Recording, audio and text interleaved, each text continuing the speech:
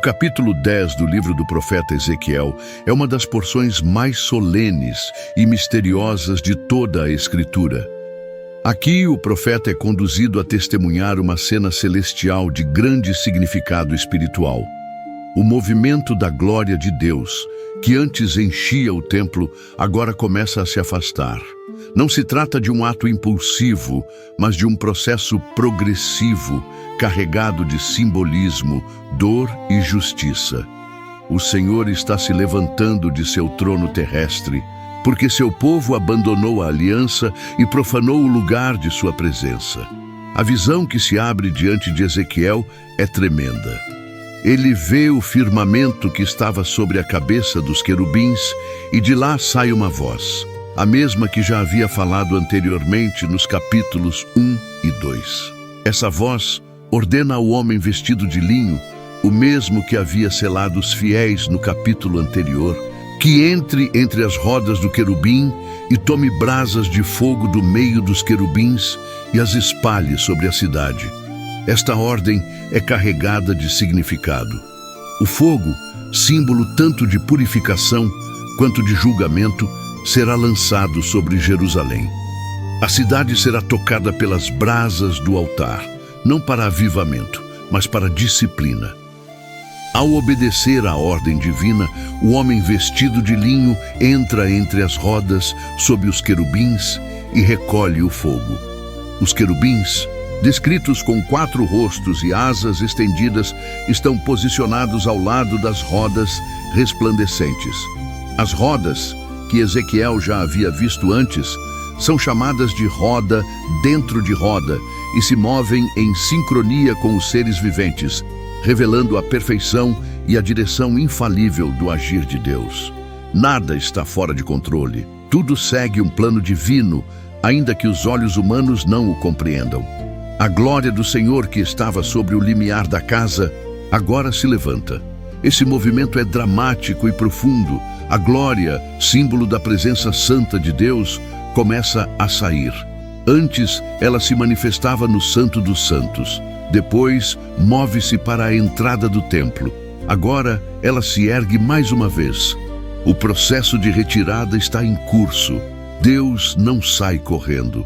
Ele parte passo a passo, como quem dá tempo ao arrependimento, como quem demonstra que sua saída não é precipitada, mas provocada pela contínua rejeição. É neste cenário que Ezequiel observa novamente os querubins. Eles não são apenas criaturas celestiais, são portadores da glória, sustentadores do trono. Cada um deles tem 4 rostos, o de homem, o de leão, o de boi e o de águia. Estes rostos representam os aspectos do caráter de Deus: humanidade, majestade, força e visão. E enquanto se movem, as rodas os acompanham, cheias de olhos, significando que nada escapa à visão do Altíssimo. O mover celestial é detalhado, perfeito, absoluto. A direção não é aleatória, mas determinada pelo Espírito. Ezequiel está maravilhado, mas também angustiado. Ele vê o céu em ação. O que se passa no mundo espiritual está prestes a se refletir na realidade da terra. O fogo nas mãos do anjo, as rodas em movimento, a glória em retirada. Tudo anuncia que Jerusalém, a cidade amada, está prestes a ser julgada. E ainda assim, no meio dessa cena de glória e julgamento, permanece um fio de esperança. A presença de Deus ainda está visível. O trono ainda está montado sobre os querubins. A graça ainda não foi totalmente retirada. Há tempo, há chance, há oportunidade. O que aprendemos aqui é que o Senhor não abandona seu povo de uma hora para outra. Sua glória não se retira às pressas. Ela parte aos poucos, como quem espera por arrependimento, por mudança, por retorno. Mas se a resposta não vem, o juízo é inevitável. E a cidade que foi chamada pelo nome de Deus conhecerá a disciplina daquele que não tolera mistura. Hoje, esta visão nos desafia profundamente. Será que estamos percebendo o movimento da glória? Será que temos atentado para os sinais de que Deus está se afastando de muitos altares, de muitos púlpitos, de muitos corações? O Senhor ainda se revela, ainda fala, ainda visita, mas Ele não permanecerá onde é rejeitado. Quando a presença se vai, resta apenas a estrutura vazia. Um templo sem glória, uma religião sem vida, um povo sem discernimento. O chamado do Espírito é claro. Precisamos voltar à reverência, à santidade, à dependência total da glória de Deus. Sem ela, nada somos. Sem ela, somos apenas uma casca, bonita por fora, mas morta por dentro. Que o Senhor nos encontre entre os que ainda choram, entre os que ainda clamam, entre os que não se acostumaram com a ausência. A continuidade da visão de Ezequiel reforça a solenidade da ocasião. O Senhor está partindo. O templo, que por gerações havia sido o símbolo do encontro entre Deus e o seu povo, agora está sendo deixado pela glória que outrora o enchia. Ezequiel observa tudo com atenção sobrenatural. O que se passa diante de seus olhos não é meramente simbólico, é o retrato exato do estado espiritual da nação. A presença de Deus está se afastando, e o profeta, como atalaia, é chamado a registrar cada detalhe. Os querubins, descritos de forma majestosa, são os mesmos seres que Ezequiel havia visto junto ao rio Quebar. Ele os reconhece imediatamente. Estão em perfeita harmonia com a glória de Deus. Cada um deles possui 4 rostos e 4 asas. Sob suas asas, mãos humanas se movem com precisão, lembrando-nos de que, embora espirituais, os atos de Deus sempre tocam o mundo real. Ele age, ele intervém, ele transforma. Os olhos nas rodas e nos corpos dos querubins indicam que nada passa despercebido aos olhos do Senhor. O Espírito de Deus está neles. Eles se movem conforme a vontade do Altíssimo. Eles não tomam iniciativa própria, não agem por impulso. Representam a perfeita obediência, e isso nos ensina que toda a ação celestial é intencional, planejada e cheia de propósito. O julgamento de Deus nunca é irracional, e seu afastamento nunca é precipitado. Quando o Senhor se move, tudo o mais se move com ele. Onde o Espírito quer ir, ali vão os querubins. Onde o Espírito se detém, ali permanecem. É a manifestação visível da soberania do Criador. Ezequiel observa que a glória do Senhor se eleva do limiar do templo e repousa sobre os querubins. Este é o ponto crítico da visão. A glória já não está mais ligada ao templo. Ela se associa novamente aos seres viventes, como no início da visão junto ao rio. O que isso significa? Que Deus não está mais restrito ao templo. Ele se move, ele parte, ele volta à sua posição de transcendência. O tempo da paciência está se esgotando. O lugar onde a glória habitava agora será apenas um edifício vazio. Essa retirada é lenta, mas definitiva. O Deus que uma vez desceu em nuvem sobre o tabernáculo no deserto, o Deus que encheu o templo de Salomão com fumaça e luz, agora se levanta. Jerusalém o rejeitou e ele não forçará sua presença onde não há mais honra. A glória se afasta do limiar. O trono de Deus, representado sobre os querubins, começa a se mover para a saída. E essa é a grande tragédia espiritual de uma geração, quando a presença parte e ninguém sente falta, quando o culto continua, mas Deus já não está mais ali, quando a liturgia permanece, mas a unção cessou, quando a estrutura continua, mas o Espírito já não habita. Quantas igrejas hoje estão funcionando como o Templo de Jerusalém nesta visão, com forma, mas sem glória? A presença de Deus não é propriedade de uma instituição, não está presa a placas ou tradições. Ela habita onde há verdade, onde há quebrantamento, onde há adoração genuína. E quando esses elementos desaparecem, o Senhor também se retira. Ele não abandona por capricho, mas por coerência. Seu caráter santo não pode habitar em um ambiente profanado. No entanto, há uma mensagem de esperança mesmo neste momento grave. A glória não é destruída, ela apenas se move. Deus não é vencido pelo pecado. Ele apenas recolhe sua presença até que haja arrependimento. E essa verdade é poderosa. O mesmo Deus que parte é o Deus que volta. O mesmo Deus que julga é o que restaura. O mesmo trono que se ergue é o que desce novamente quando há clamor sincero. Ezequiel está sendo treinado pelo céu para ver além do visível.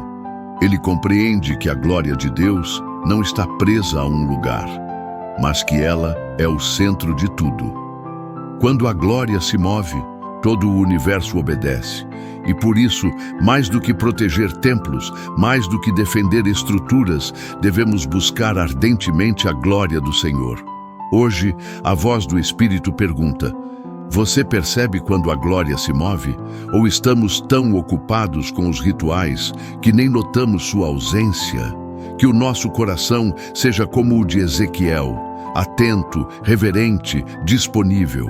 Que nossos olhos sejam abertos para discernir os movimentos de Deus em nossa geração. E que, se a glória se afastou, clamemos com arrependimento e fé, porque o Deus que parte também é o Deus que responde ao quebrantado. O cenário celestial diante de Ezequiel permanece impressionante. O profeta, envolvido pela glória e temor, testemunha a movimentação majestosa da presença de Deus sobre os querubins. O texto descreve, com detalhes quase litúrgicos, os movimentos da glória, das rodas, das asas, dos olhos. Cada parte cumpre uma função precisa, como uma orquestra divina conduzida pelo Espírito do Senhor. Nada é fora de ordem. Cada gesto é reverente, sagrado, carregado de propósito. Neste momento da visão, Ezequiel nota que os querubins levantam as asas. É o sinal definitivo. A glória de Deus está deixando o templo. O trono móvel de Deus, sustentado pelos querubins, começa a se erguer dos limites do santuário, do limiar da casa. O lugar que um dia fora o centro da adoração, agora testemunha a partida daquele que lhe dava significado. Sem a glória, o templo seria apenas um prédio. Sem a presença, o altar seria só uma pedra. Sem o Espírito, o povo se tornaria apenas uma multidão religiosa sem discernimento. O profeta descreve o movimento das rodas junto com os querubins. As rodas giram em todas as direções, com olhos por toda parte. A linguagem é intensa. Cada um parava onde o Espírito queria que parasse. É uma revelação poderosa sobre o agir de Deus.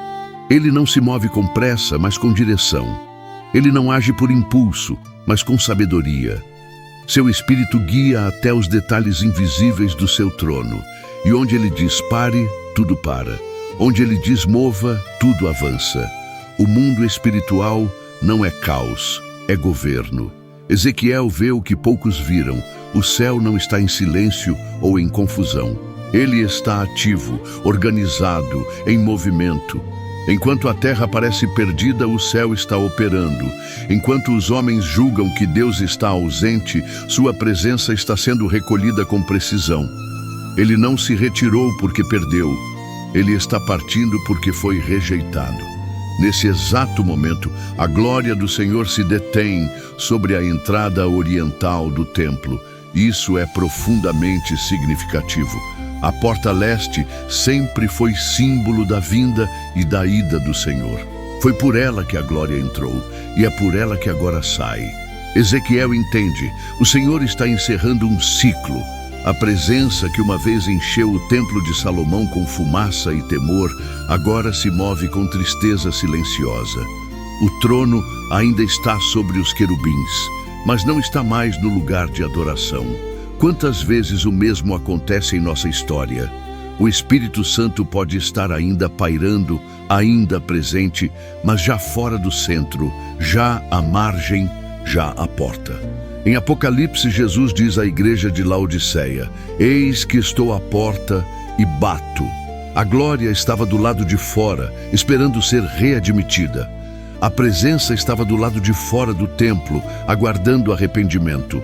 Não porque deixou de amar, mas porque não pode habitar onde não há reverência.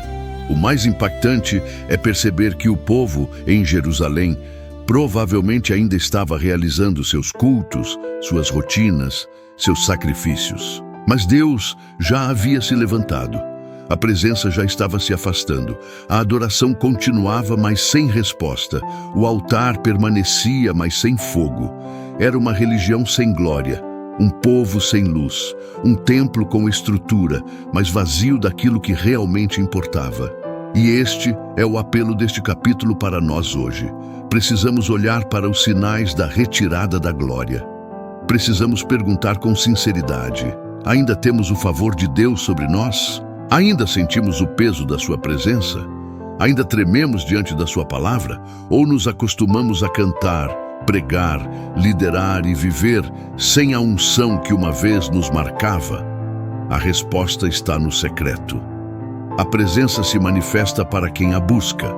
E mesmo agora, a glória ainda não foi embora por completo. Ela está se movendo, sim, mas ainda há tempo.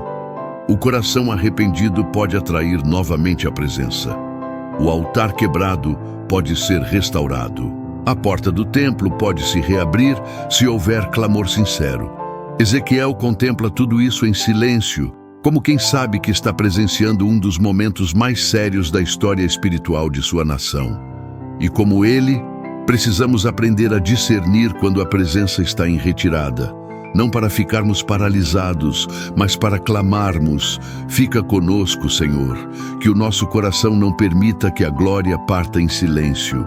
Que nossos joelhos sustentem o clamor que trará de volta o fogo. Que nossos olhos reconheçam a diferença entre um culto com glória e um templo vazio. À medida que Ezequiel contempla o desenrolar da visão, a majestade da glória de Deus contrasta de forma ainda mais gritante com a decadência do povo que a está perdendo.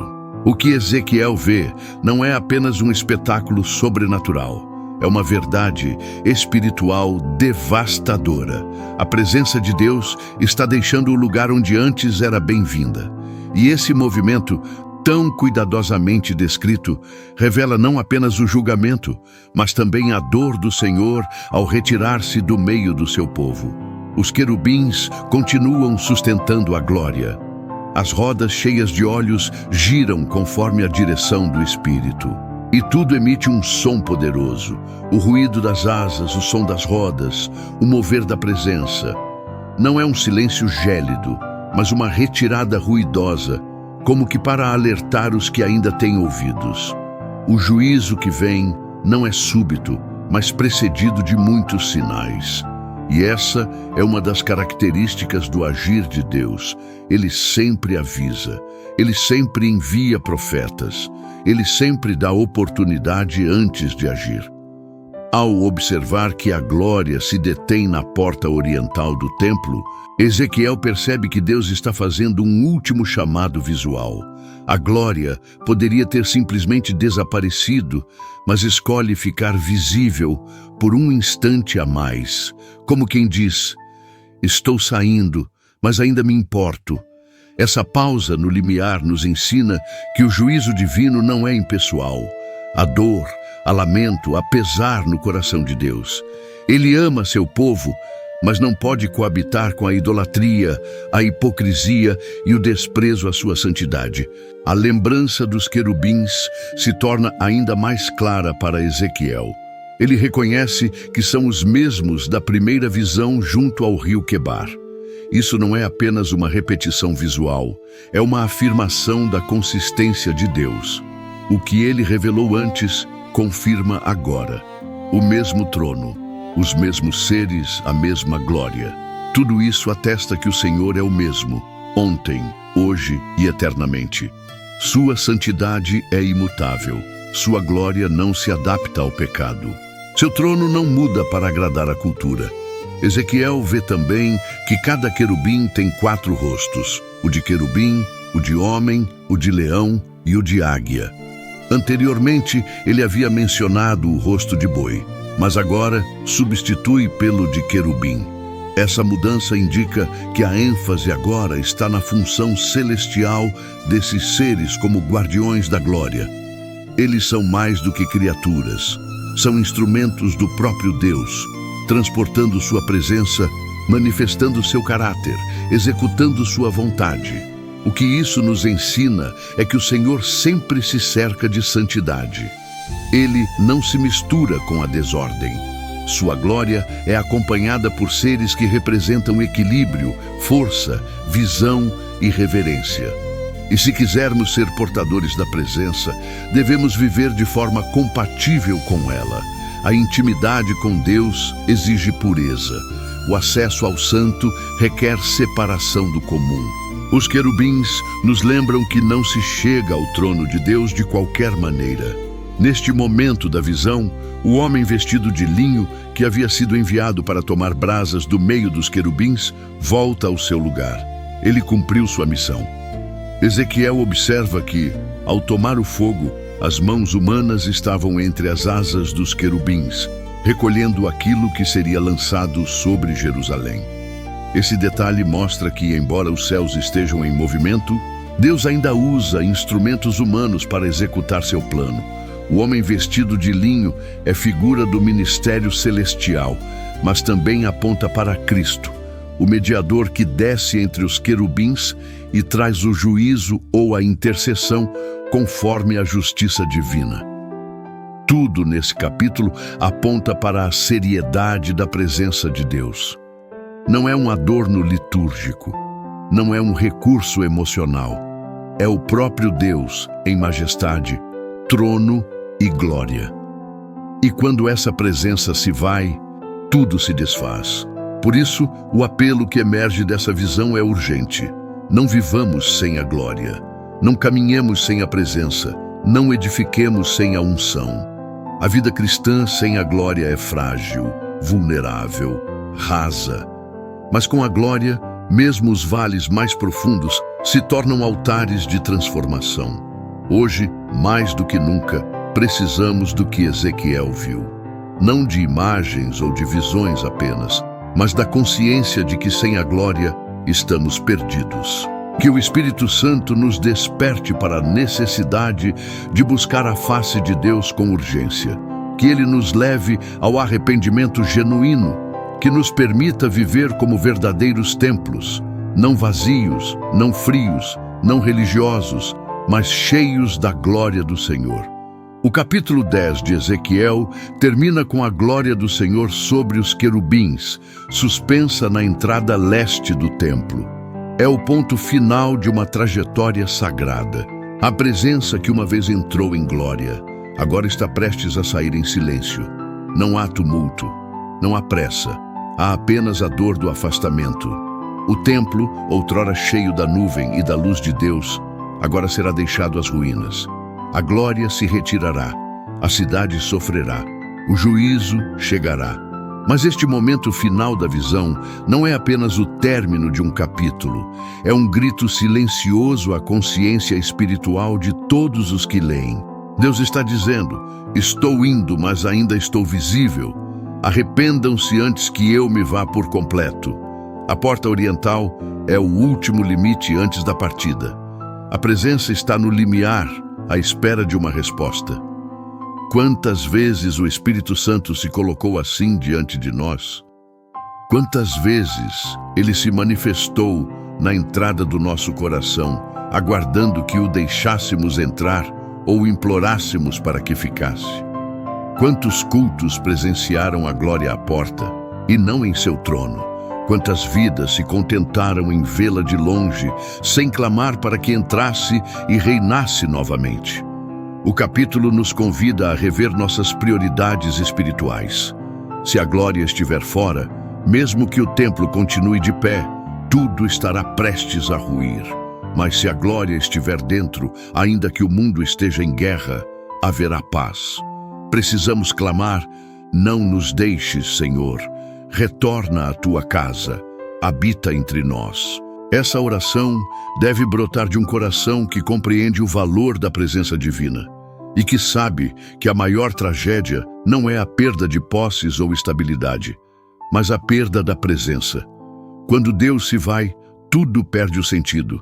Quando Ele volta, tudo se renova.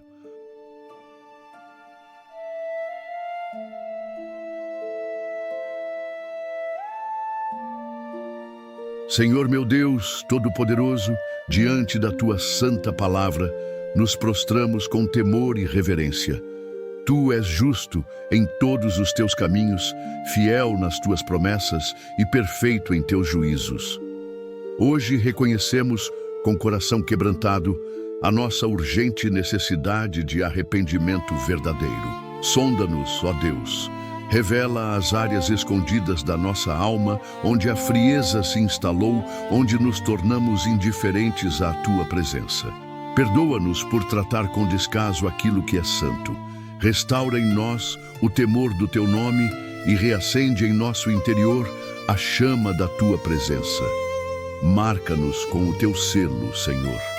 Que sejamos contados entre aqueles que ainda choram pelas abominações que se cometem, que suspiram por santidade, que gemem ao verem o Teu nome sendo desprezado entre o Teu povo. Ajuda-nos a andar em integridade, mesmo em meio à corrupção. Livra-nos da hipocrisia e da aparência de piedade sem essência. Torna-nos verdadeiros templos do Teu Espírito, consagrados, vigilantes e sensíveis à Tua voz. Em nome de Jesus Cristo, Teu Filho amado, clamamos com fé e Te agradecemos pela graça que ainda nos alcança. Amém. Se hoje o Espírito Santo falou ao seu coração, não ignore. Talvez você esteja no templo, mas distante da glória. Talvez a aparência permaneça, mas a presença já tenha se afastado. O selo é dado aos que se quebrantam, não aos indiferentes. A glória de Deus ainda está entre nós, mas ela não permanecerá onde não há arrependimento.